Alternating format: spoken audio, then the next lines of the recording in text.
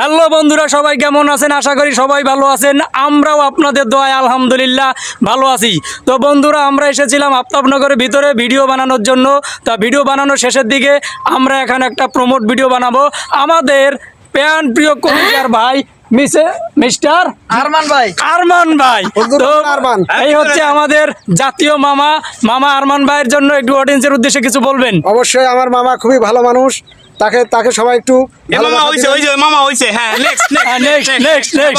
আমি অলুর রহমান, আমার আইডিকে সবাই ফলো দিয়ে রাখবেন, আমি আপনাকে ফলো দেবো। আরমান ভাইয়ের উদ্দেশ্যে কিছু বলে দেন। আর আমি হচ্ছি KM স্বপন।